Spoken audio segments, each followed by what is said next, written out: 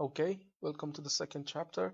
And in this chapter, we're going on and improve the dock in here. And we're going to create modular kits based on these blockout meshes that we created to create the whole dock and make something unique out of it instead of being so repetitive and so CG looking. And then later on, we move to middle parts where we improve the foliages and this landscape. And then we create this fortress up here, which is a secondary object as well, because we are not going to be visiting this from so close up. And this is going to be just to balance out the composition and have no effect on the gameplay. That is why this is of the second importance. And the reason I'm not going to replace these now with Proximus meshes just like this one to improve them is because I'm going to create some kits, and then with those kits that we create, for example a wood kit, we're going to create a wood kit and not only create the dock but only to create a lot of props and this wooden house in here as well. So we are going to create a kit, some wood kits, and then start to make the house from those kits as well. And in here, we are not only going to create high quality assets, but also we are going to be production efficient and reuse as much as possible from the existing data that we have created. And the method that I'm going to use for this, I'm going to call it the ironsmith or blacksmith mentality. And think of a blacksmith. He has some kits, some iron parts, and he uses those parts to form the new things.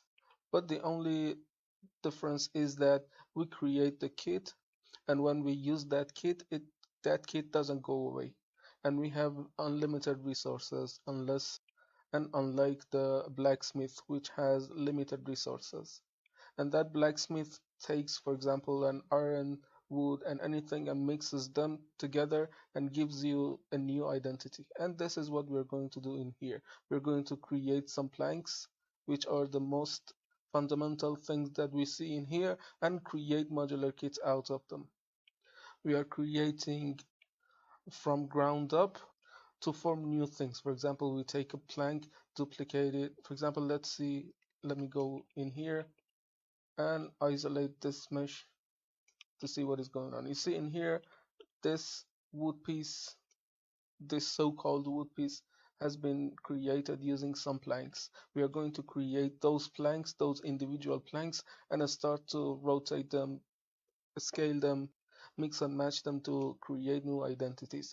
And then for the next piece, for example, which is this piece, which is bigger than that. Also, we are going to use the same planks and give it a little bit of variation. So the core cell of this modular kit is the wood planks. So we are going to create wood planks, and using this boundary we place the wood planks in here to create the modular kit. And this way not only we are going to create high quality meshes, but also we are going to be production efficient. And because this dock is heavily dependent on the wood, we are going to have a great time sculpting the details, because we are going to create some kits and then out of those kits make a whole dock that is unique. And when we are done with the dock itself, we are going to use the same kit and build a house out of it. Or of course we're going to make a ruined house, because always I enjoy creating destroyed things, because it's a lot more challenging and fun to do compared to those clean and tidy stuff. So let's go into Blender and start to plan things out. So this is the same scene that we used for blocking out the dock. I'm going to make a copy out of it and keep this one as a backup. And there's in this machine tool, I forgot to say, which is the saving pie. If I bring it, this machine tools, let me expand the view, and there's this control S which I have assigned to save pie. And if I hit control and S, you see we have a lot of options instead of going in here and trying to manually save as. You simply in here hit Control and S and you hit open or create a new level or save your scene as, or in this incremental save, which we use a lot often. For example, let's see, we hit incremental. Now we have created 7 copies out of this. For example, let's say that we change something and we want to create a new incremental save. It creates a new version for us, and this is very powerful add-on, and I highly suggest you to use. And not only we can do things that are project based, but also we can import and export obj and things like that. So let me save as, and in here create a new folder for the doc. So I'm going to name this doc, and in here name it doc as well. And now I'm going to use this modular kits that we created before as a boundary. And let me drag something out in here, and this is the boundary maximum extent that we can go. We can now go, and we should not go beyond the boundaries.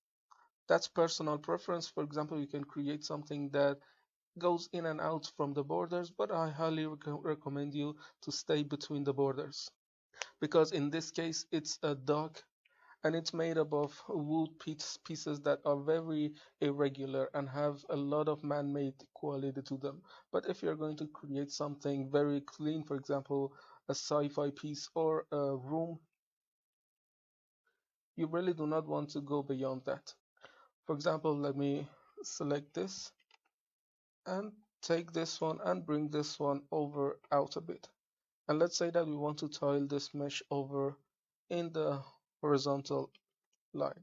We bring it in here and tile it, and you see in here there's a Z fighting happening in here, and we don't want that. So take this one as the maximum border that you can go, and do not go beyond that, especially if your mesh is a very clean and tidy thing. For example, those room kits or a sci-fi kit that you want to create. But this one is a dock.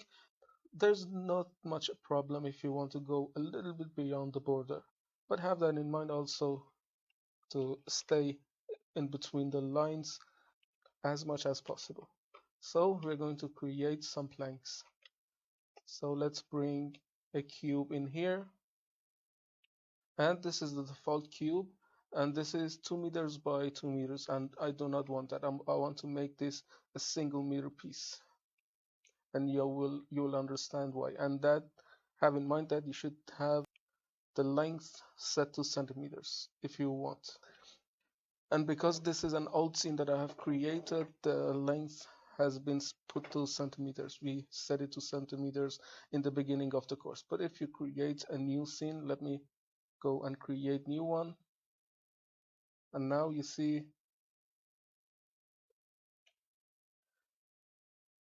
the unit has been set back to meters.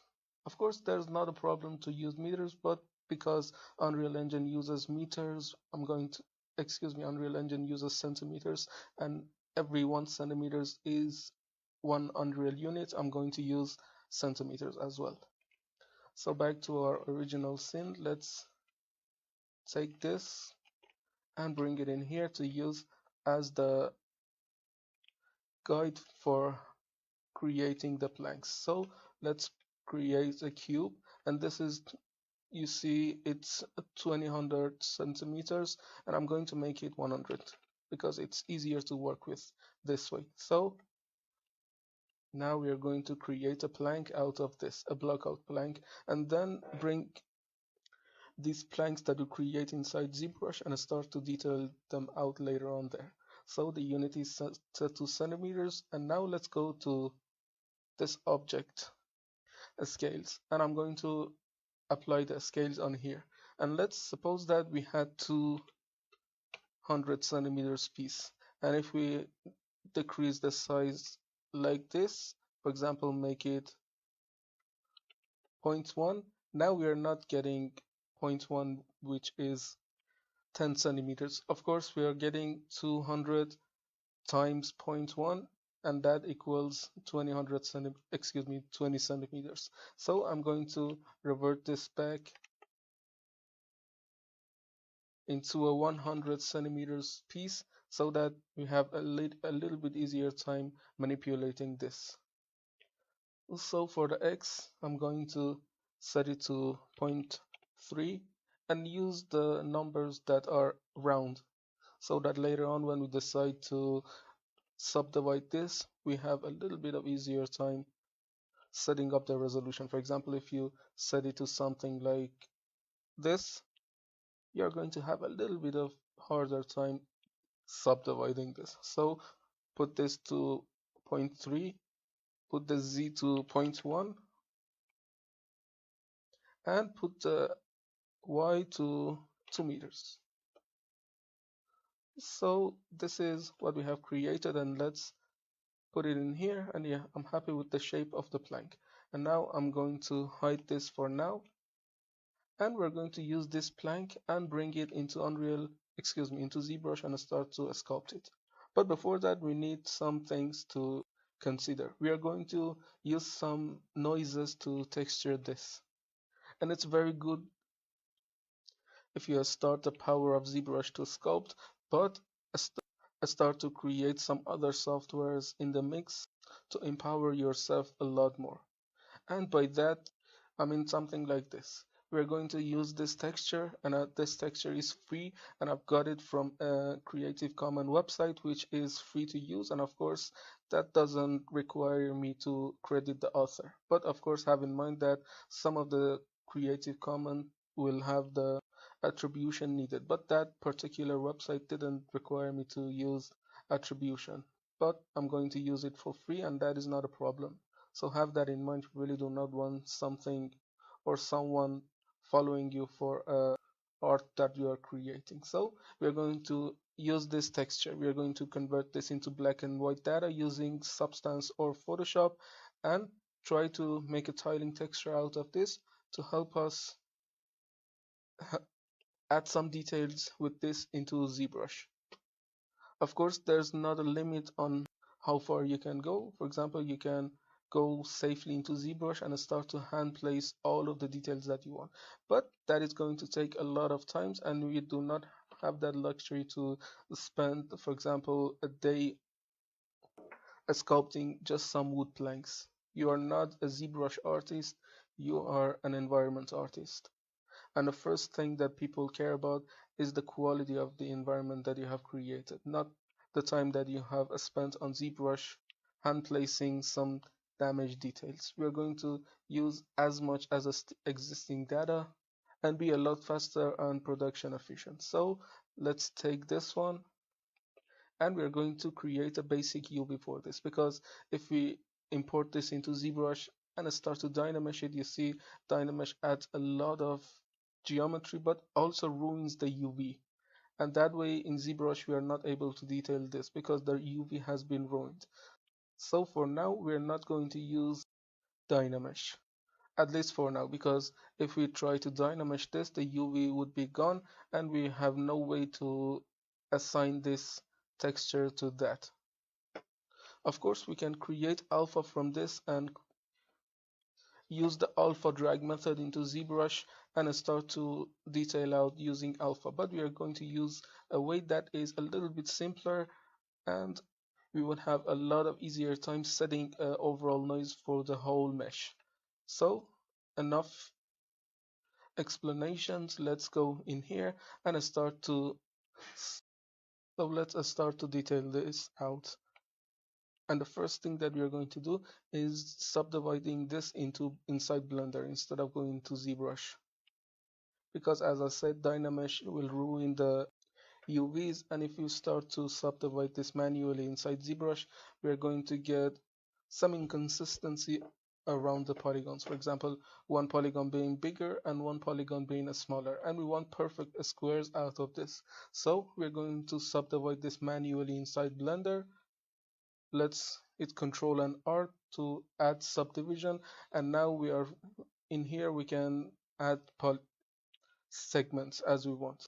So as you remember, this scale for X was 0.3, and this is the reason that I have chosen to bring a whole number, something like this, instead of bringing number, for example, something like this.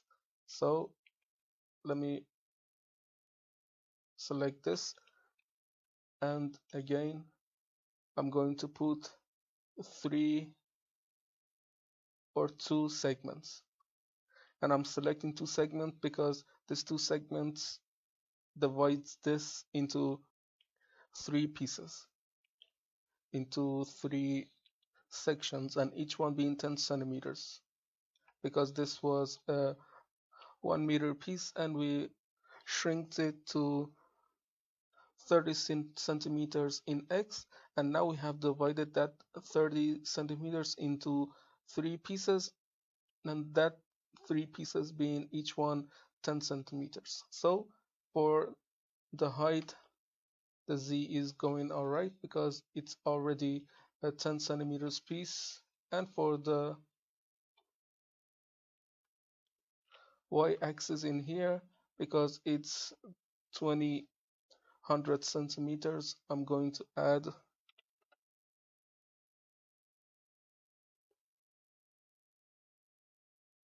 so let's, you need to first confirm this, and then in here add a segment, and then, excuse me, add a segment, and then increase the number to something like 19. And why 19? Because it creates 20 cells in here for us. And you always need to make the segment one below the number that you have. So this is what we get, and these are perfect squares. And if we start to subdivide this into inside Blender or inside ZBrush, we have no problem subdividing, because always we get perfect squares out of this. So if we uncheck the optimal display, you see every time we start to add subdivision, we are getting perfect squares. And this is really what we want from this. So now I have subdivided this a little bit. Let's apply the subdivision, and now we're going to UV this out so that later on we can apply the tiling textures on this into ZBrush. So let's open up the UV editor, and for the UVs to work we need to come into the edit mode so that we can manipulate the geometry.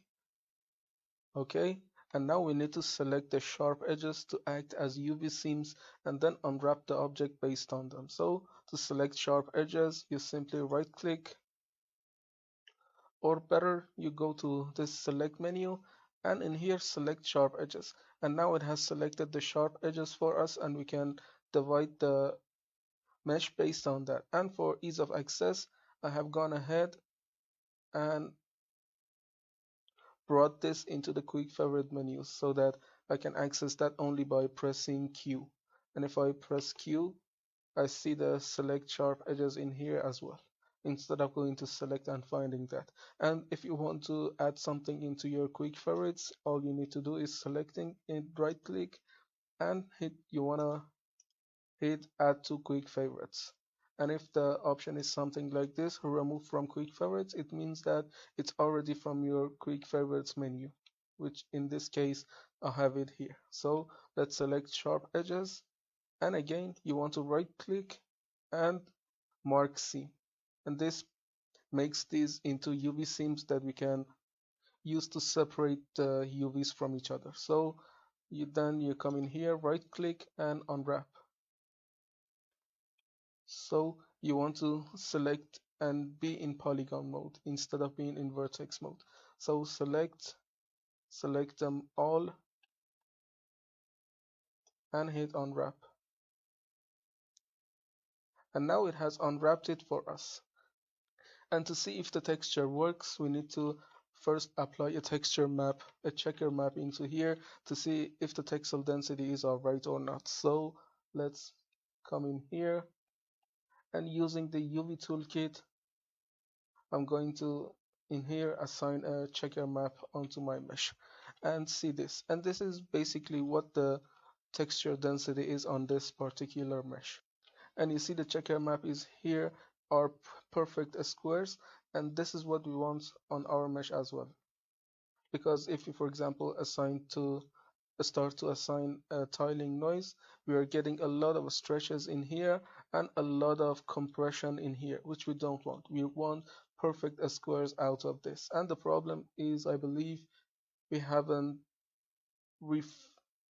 applied the transformations on here. You see the transformations are wrong, and to apply the transformation, you need to use the transformation pi from the machine tools that we introduced from the beginning sessions. You hit Control and A and hit Apply All, so that it applies all of the transformations, and now we have a little bit of easier time setting this to be perfectly UV'd.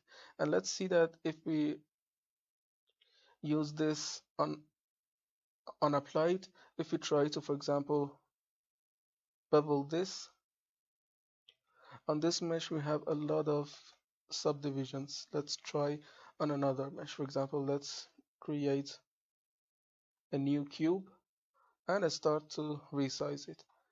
And if we start to right away add some bubbles in here, Blender doesn't really know which is which, and it really doesn't know how to add bubbles because it thinks that the object is still on this size, and we need to tell that, hey Blender, the object has been resized, and we do that by applying the transformations, and all of these should be on 1. And if we apply the transformation and now the scale is 1 1 1, and now the Blender knows that we have changed the scale on this. And then now if I try to bevel this, now we are getting perfect bevel, unlike that situation that we were getting a lot of problems in the bevel adding. So let's go and apply the transformations on this.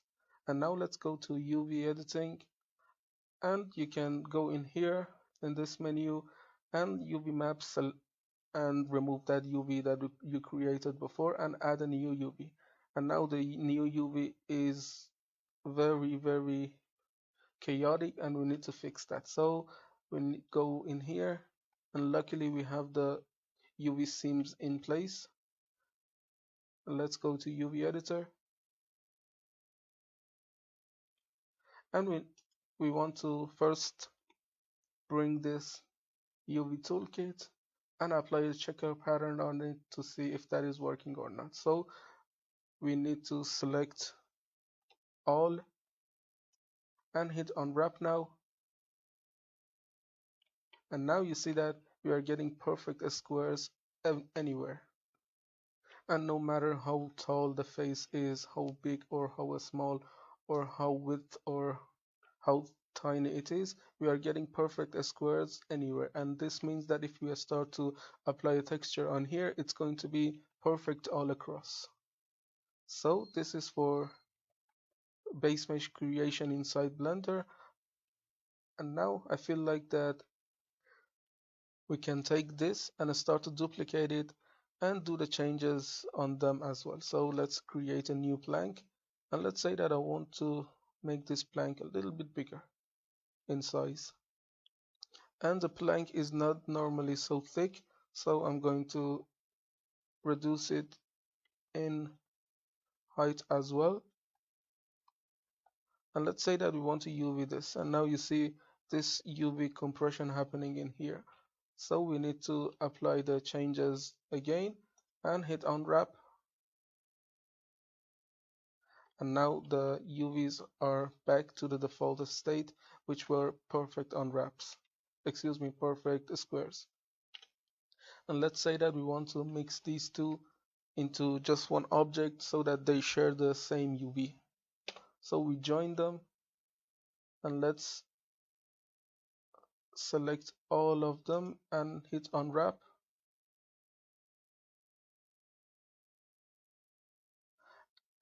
And let's compare the texel density,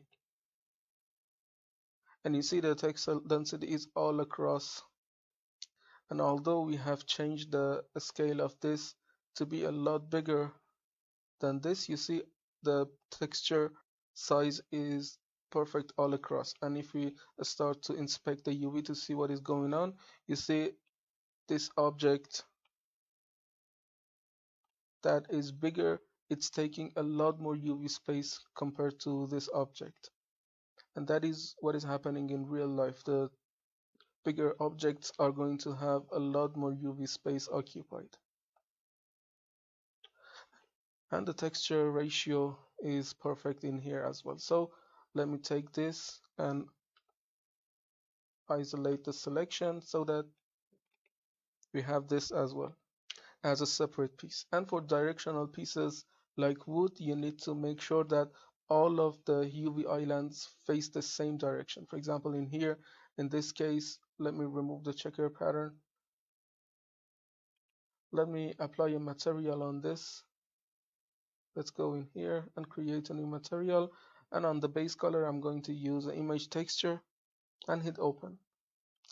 And I'm going to use one of these barks, which is of course directional. So let's go to material mode to be able to see the texture. So let's replace it with another texture. For example, yeah, this one is directional also. Let me check the name. It's this directional noise in here. So let me come in here and select them all and make the texture a little bit bigger so that we are able to see more detail out of this. So if we try to select this, for example, and rotate it in another direction, let me select this instead. Select limit to UV seam, and if I start to rotate this in another direction, you see now this is facing towards the direction that it should, but in here the direction of the UV is wrong on these areas as well. You want all of your UV islands to face the same direction and all of them facing this horizontal in case of this. So let's select all of these and rotate them and inspect the mesh to see what is going on. And you see the direction is right, and it's right on all of the directions. So have that in mind for wood and things that are directional. You want to have the directionality in your mind, and all of your UVs should face the same direction. So let's delete the, or instead try to use that on that mesh as well. So let's hit Shift Q for material utilities, or you can select this object and select this as last and hit Control and L, and in here you want to link materials so that this one uses this as well. So let's take these and select all of them and rotate them 90 degrees so that they face the same direction. And in here, because we are not going to bake anything, we can surpass the 0 to 1 UV space by making this bigger to add it a little bit of more resolution. Although we're going to bake that later on inside Substance Painter, but for now, because we're going to add the noise inside ZBrush, we need to have a little bit of more detail going on by making the UV islands a little bit bigger. And later on, when we're done with the work, we take them back into the 0 to 1 UV space for baking inside Substance. So let's take this one as well. And this one is already taking the space that it needed. Now we have the base, and we can go ahead and copy these planks some more times to create the plank piece that we needed. So on this, I'm going to shrink it in height as well, or let's take this one and increase the size. We need to have multiple sizes so that none of them are really identical. So Let's take this, rotate it, resize it. And when you're done resize, you hit apply all on all of them. Of course, when you apply all, it's going to take the pivot back into place. So there's nothing to worry about. We bring the UVs to their places. The pivots to their places. And one thing that we can do to save even more space is using these these meshes and rotate them and detail them out in many directions. For example, it would be a great waste if we decide to sculpt this on this front side only. We're going to sculpt all of the sides and make them unique in every direction so that when we try to rotate them, we get as many directions as we want. For example, from these 5 meshes, we're going to get 10 because one is in here and one is them rotated out. And have this for efficiency in mind as well. So let me see and compare the result with the modular kit that we have here. And it's working all right. We can, for example, when we were done finishing sculpting on this, let me take a copy from this as a backup and isolate them so that I can work with them a lot better. So I can take this, bring it in here, do all sorts of things, rotate it a bit, bring another plank, and I start to make this using that blacksmith functionality and mentality that I told you. Take some pieces, start to change them, and create new identities with them. And this way, we're going to get a lot of variation just using the same kits over and over again. So let me take these all and delete them and go back in here. And we have these as well. So let me take this, copy, and I want something a little bit more squeezed in here as well. And let's apply the transformations. So I want some smaller things as well to be used to fill places.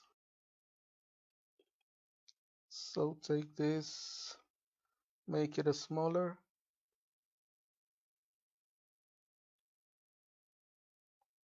and try to have as many size variations as possible. For example, take this also and make it a smaller. And start to think logically and you will understand what you want to do. So I've applied the transformations on all of them and let's join them together.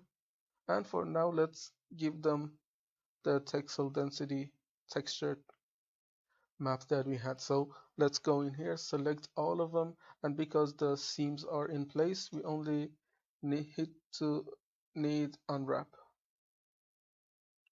And now it unwrap perfectly for us, and let's check the texel density on all of them, and it's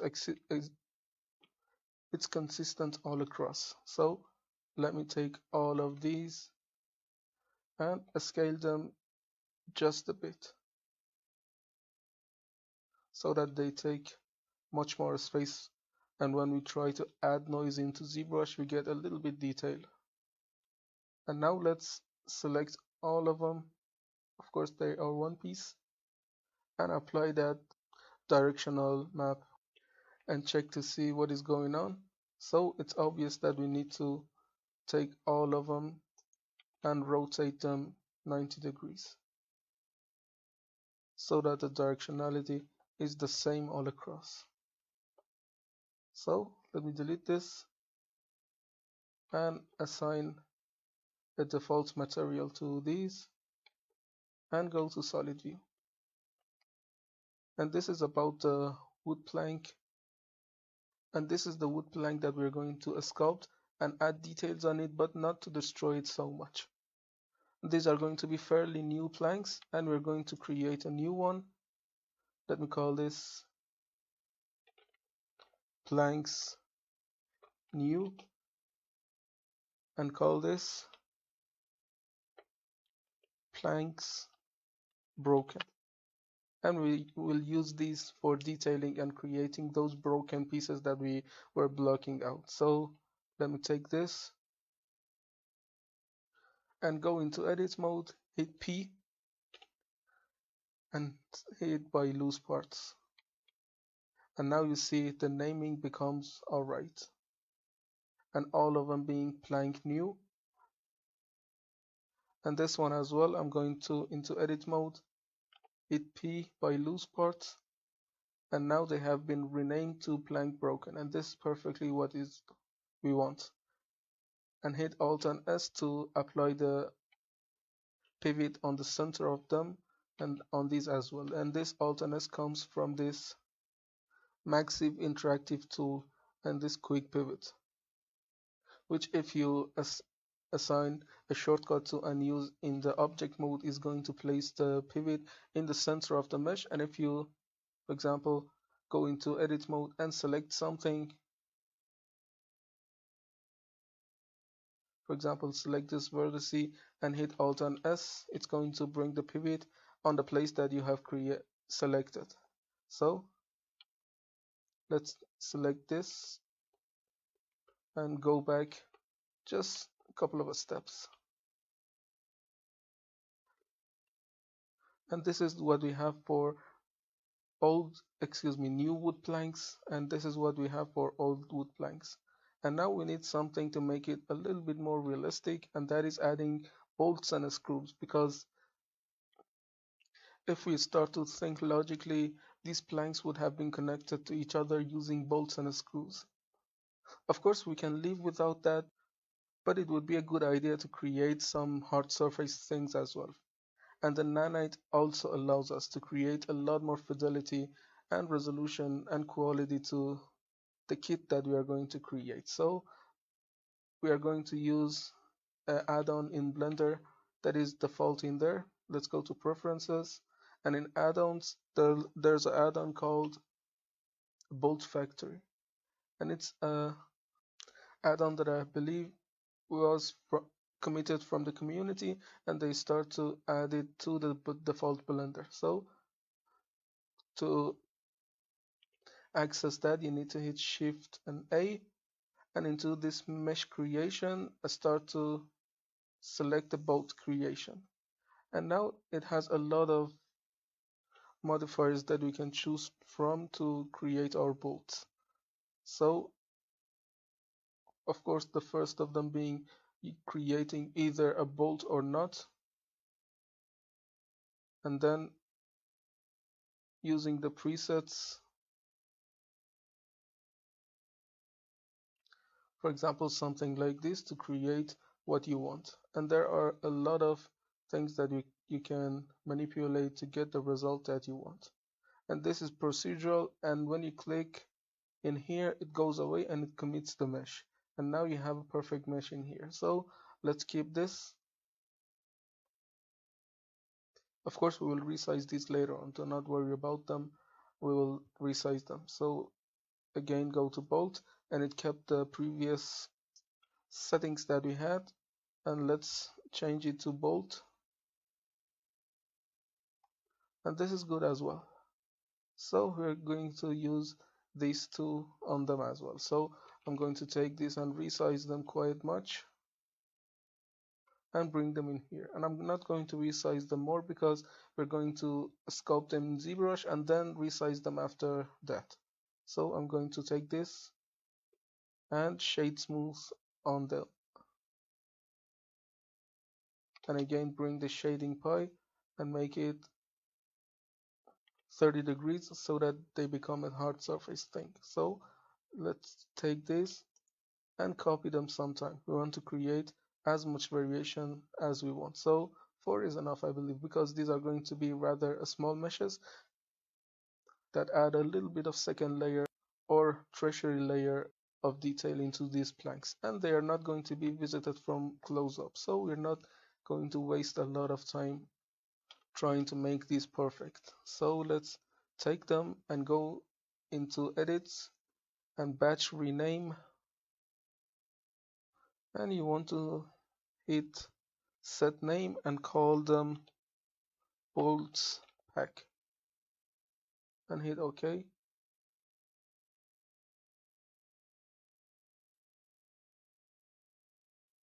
And of course you need to set it to new, and now they have been renamed to bolt packs with a number indicating that they are variant.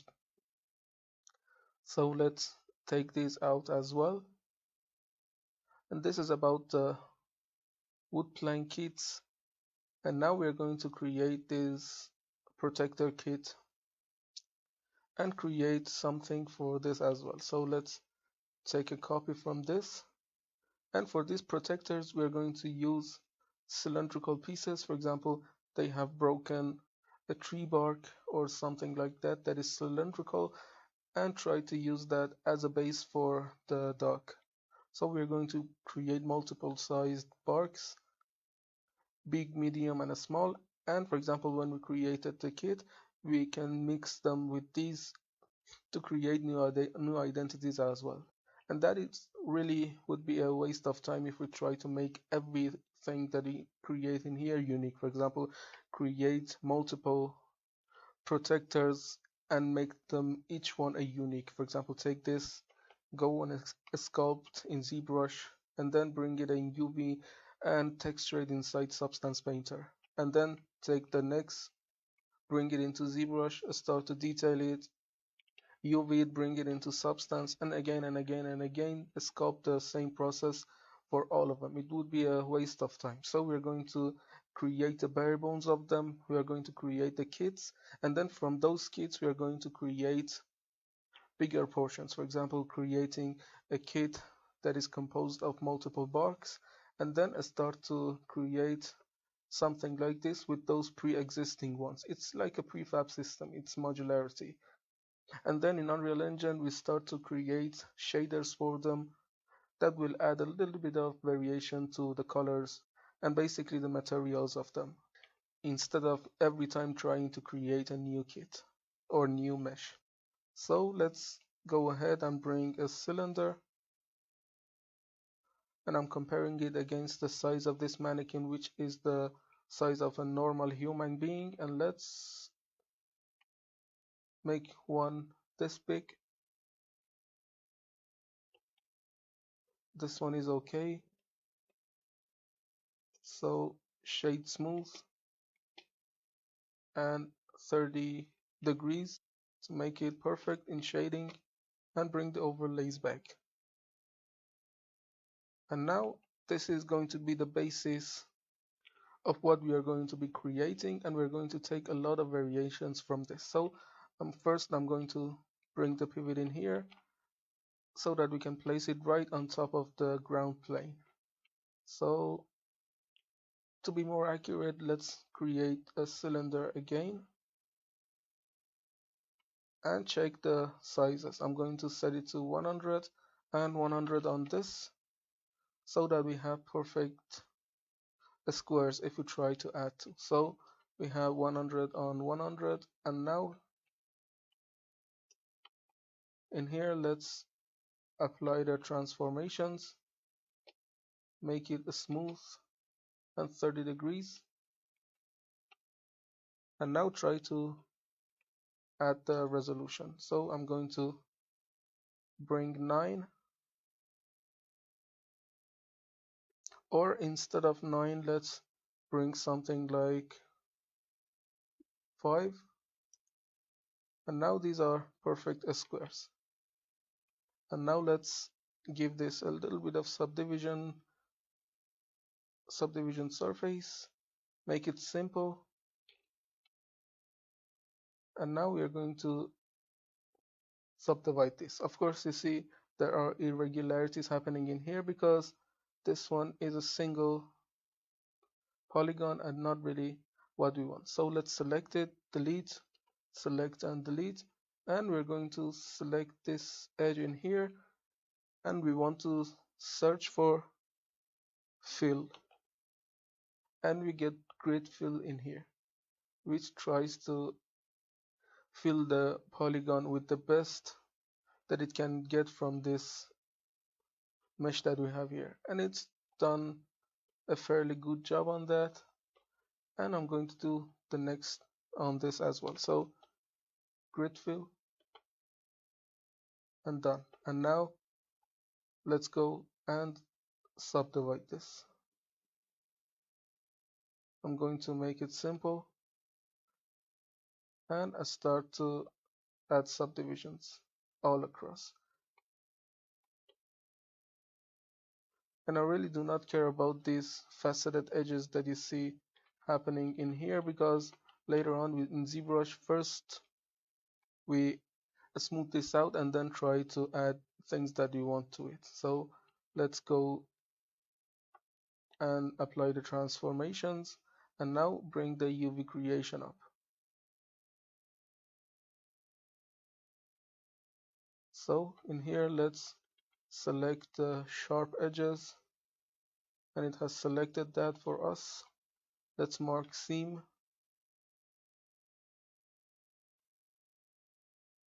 and hit unwrap.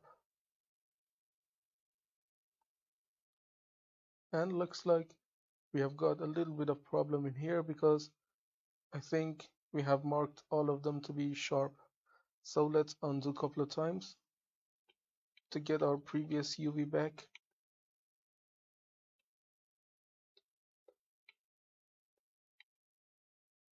Okay, this is it. And you see we have selected this part which we don't want. So let's select all of them. Select all of them, and you right click and hit clear seam. And now it has cleared any seam that we have here. We need to again set the sharp edges and inspect to see what is happening, and sharp edges perfectly there. So again, mark as seam, and now hit another unwrap. And it's better to be in polygon mode instead of being in vertex mode or edge mode. So again, unwrap. And now the unwrap is a lot better, and we have 3 islands, which is the top one, the bottom one, and this one. And on this one, we really do not want to be cylindrical. We want it to be flat, so that when we try to project a texture on it, it really will be directional. So to make it a directional piece, we need to add a seam in here. Let me drag and select this, or select the edge from here and try to trace back to the bottom parts. So let me see if the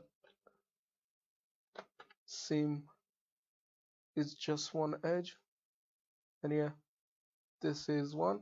And now let's select it and mark seam this one as well. So let's select this and hit unwrap, and you will see that it will add the seam in between and try to project that just like this. And now we have a perfect cylindrical piece in here. And now let's take this, and as I said, really do not worry about the faceted edges that happens in here. We're going to fix that in ZBrush. It's a perfectly easy fix. So again, let's bring the UV up, and using the UV toolkit, give it a texture map. So it's not working in 2K. Let's go with 1K. It's enough. And this really doesn't matter. The only thing is the UV size and being consistent all across. So let's inspect the UV squares, and compare them with each other, and they are perfectly fine. But we need a little bit more resolution out of this.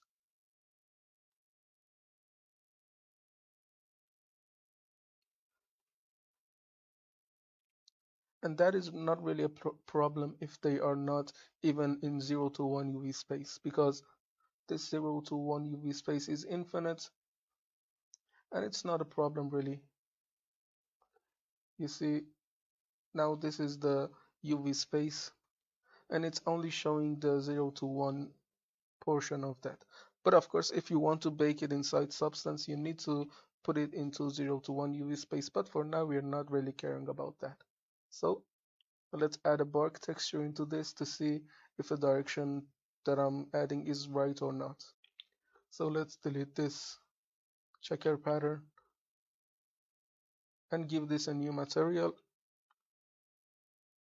Make the base color an image texture and give this a bark texture. So on the direction of these, I really do not care because we're going to add cap pieces to this. But on direction of this, let me select this and rotate it in 90 degrees. And yeah, this one is better. And this one is a vertical piece of the whole tree. And now we have assigned this bark to that. You see the direction is top to bottom. And the direction is vertical, not horizontal, unlike the previous one, which was horizontal. So now in here we see that the projection in here is perfect. So this is the base for our bark piece, and I'm going to select it, and for now let's close this, and I'm going to duplicate it sometime to create a bark piece from this. So let's take this and bring this mannequin as well. So keep this as the backup and bring this one and apply all of the transformations on that and bring the pivot to the center. So let's see what we can do. And of course, in the first glance, it's obvious that the kit is too thick. Let's make it something like this. Okay, it's better. And now let's start to take some things as well. And of course, something we do in ZBrush is detailing this and make it not so CG perfect. And I hate it when I see something like this in games, this pixel perfect sharp lines, and I always try to break them. For example, if you want to do this in Blender, you can select the portion that you want and use proportional editing by hitting O. And now if you try to move a piece, it's going to affect the piece that is surrounding it using this circle of influence. And if you, for example, make it smaller or bigger, it's going to affect the whole piece. But of course, we're not going to be so like this. We're going to, for example, do something like this and make the bark not so CG perfect. So I'm not going to do this in Blender. I'm going to do this in ZBrush. I'm just telling you that so that you know what is going on. So let's take this, make it a smaller. Again, make it a smaller. Make something bigger.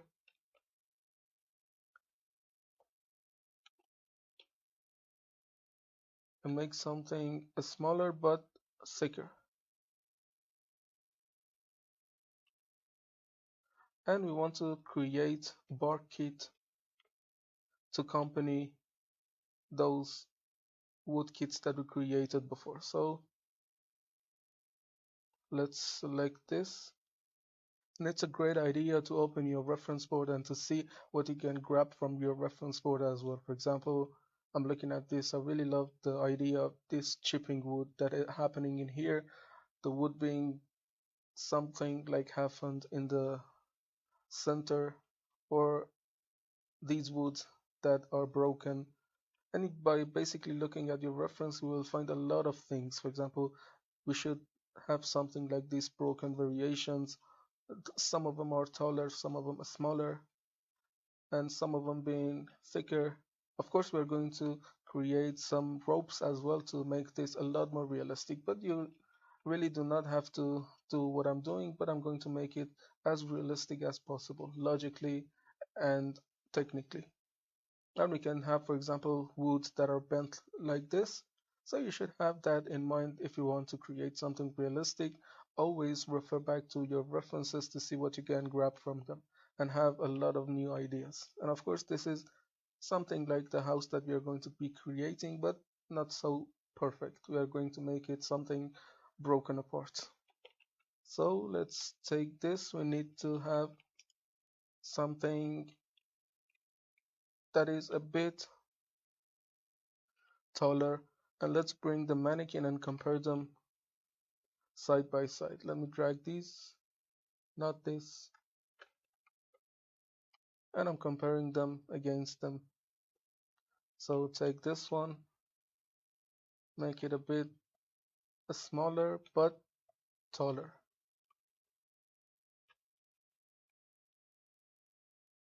Okay, and looks like we need to create more smaller pieces. So take this one,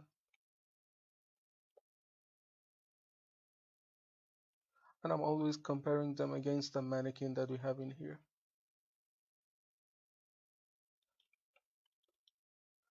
And the UVs are in place, and the texture directionality is perfect also. But we are going to create the UVs in a way that the texel density is perfect also. So incremental save to take something out. Always try to have an incremental save after 20 minutes, an hour, or whatever you want, because there are a lot of times which software might have a crash or something and you lose your data.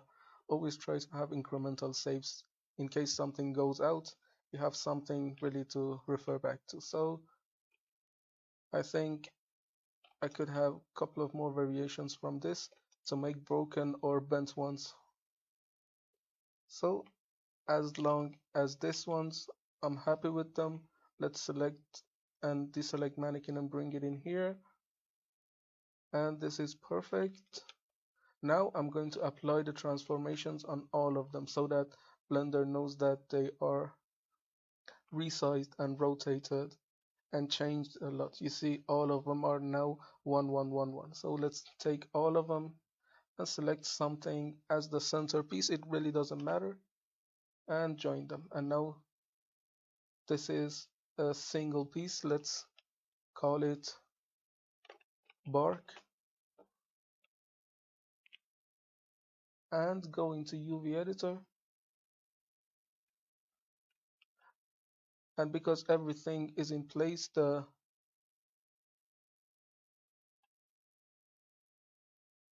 let me look.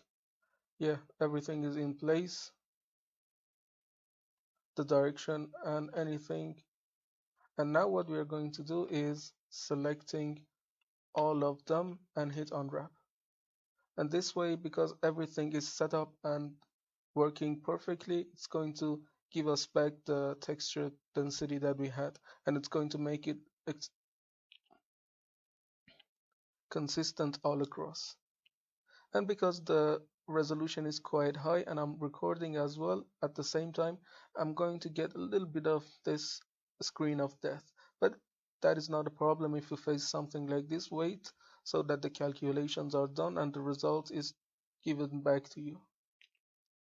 So now that they have been fixed, of course they are into 0 to 1 UV space.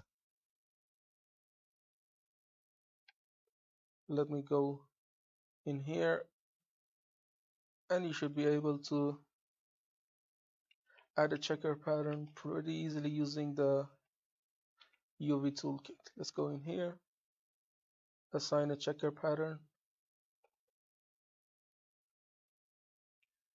and it's not working. Let's assign a 1K. Okay, the texture pattern isn't so consistent all across. Let's see what we can do about it. You see there are a lot of missizing in here which is happening, and I do not want that.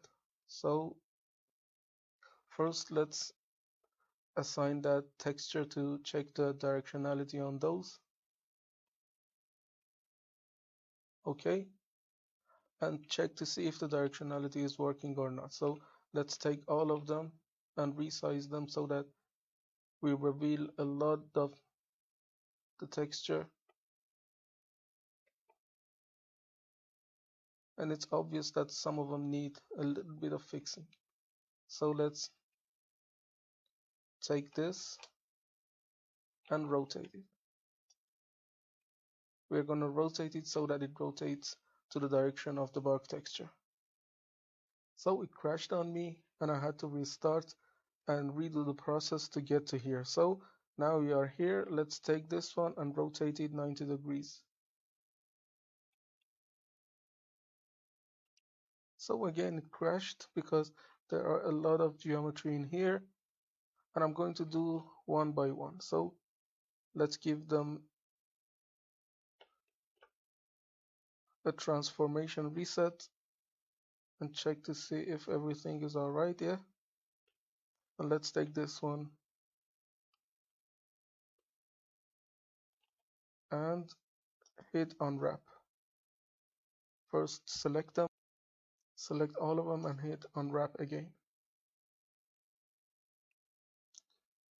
And see if the directionality is all right on this. So I'm going to rotate this. Rotate 90 degrees to make the directionality work also.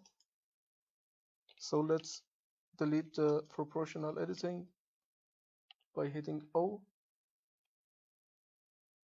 and now it's working all right. And let's go, and for this, let's select them all and unwrap, and again rotate this 90 degrees.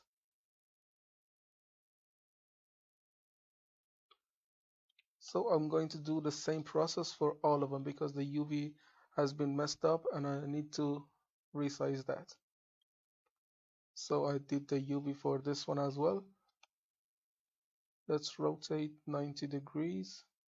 And later on when we try to connect these into each other, I will make the textile density alright also, because these are some barks and the textile density isn't as important as those wood ones, because the bark is something natural and there are a lot of naturalities in this and a lot of irregularities happening in here. So take this one again, 90 degrees, and let's select this, apply transformations on these three, and also let's save again. If something goes wrong, we have something to go back to. So let's select all of them and hit unwrap. Okay, unwrap now, and we need to see what is going on here. Let's select this,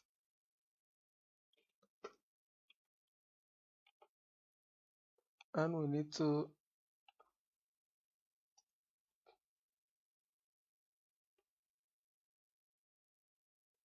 select this one and scale it in X or scale it in Y. First, of course, rotate it and then scale it in the Y axis.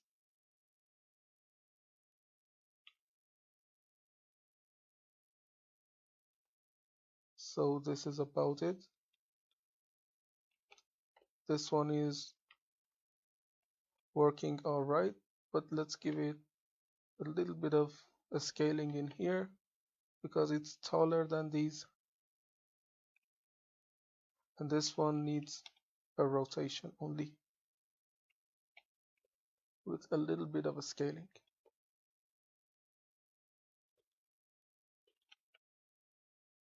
Okay, and because this is the same as these, I'm going to only unwrap this once and copy it there. So unwrap, select them all, unwrap, and this is working all right. and let's join them all together.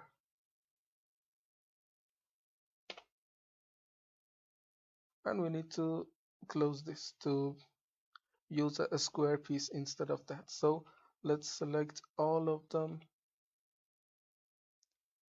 and this time let's see the UV packer, how that works. Of course, we do not to rescale the UVs, and we do not want to rotate them as well. So let's hit pack, and now it has packed all of them on there. Let's go and apply the checker pattern to see if we can fix the textile density in here. So there's a little bit of cleaning up work to do. Let's go about it. Select this, and it needs to be bigger in Y.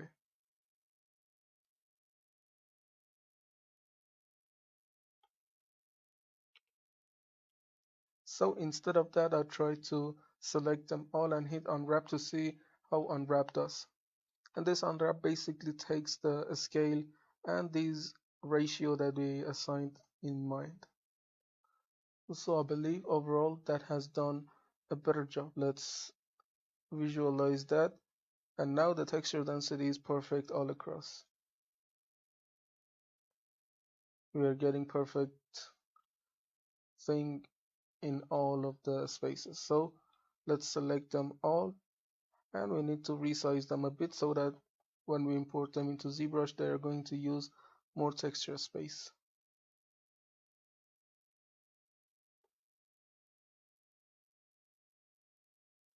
So now the texture density is working alright. Of course, if you're not going to use tiling texture, you really do not want to need to this processes. But because we're going to use some tiling texture as a basis for the sculpting, we have created the UV for this. So when we try to import them into ZBrush and detail them, we have something a little bit more work to do.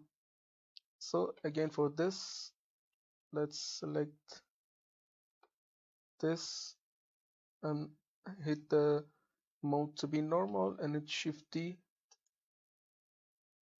to duplicate it a couple of times. And in here also we can change its place to something really far away. We really do not care about it because it's a tiling texture and it's going to tile over there as well. So this one, and I can bring the UV of this one in here. And now let's select all of them, and it's working all right. So we have already renamed them to bark.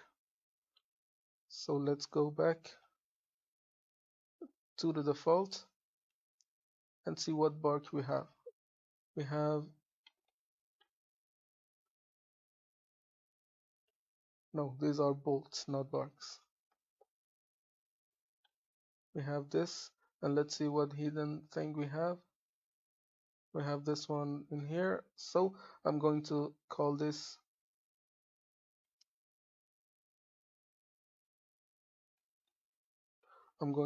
bark, and let's go in here and hit P by loose parts. Now we have the barks in here as well. So let's drag these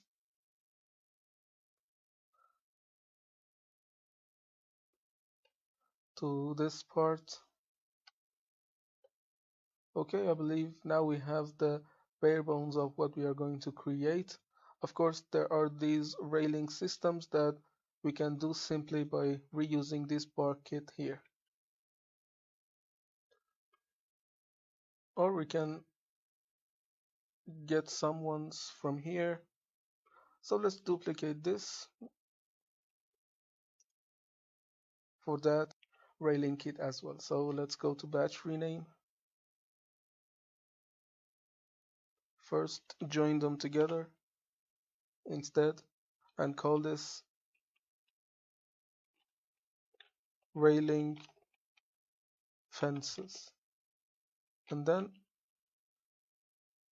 come in here by loose parts, and now we have these in place as well. So this is it about the blockouts of the kits that we are going to sculpt in ZBrush. And I'm going to create a new scene, incremental save, and delete these or bring them so far away to some place that we cannot see. And again, instead bring these into center. I'm going to bring every kit in the center so that we have a little bit of more easier time inside ZBrush when we are doing the sculpting. So this is one, and this is another kit, this one for railing fences, and this one for barks. And it doesn't mean that if we create something for the bark kit we cannot use it on railing. The sky is the limit on how far you can go, and you can try to mix them together to create new identities. So I'm going to remove this material from all of these. Let's select all of them and give them the unnamed material on these as well, so that all of them share the same material. It doesn't matter, but it makes it consistent. So now that we have these, let's take them all, and we do not need the mannequin to be exported. I'm going to take them and export them to ZBrush.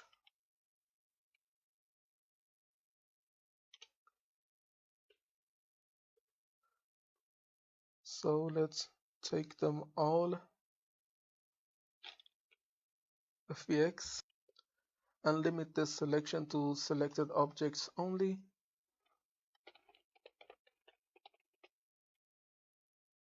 And call this one modular kit. And hit export. And we're going to then import them into ZBrush and then start to detail them out there. So in the next lesson, I will see you in ZBrush.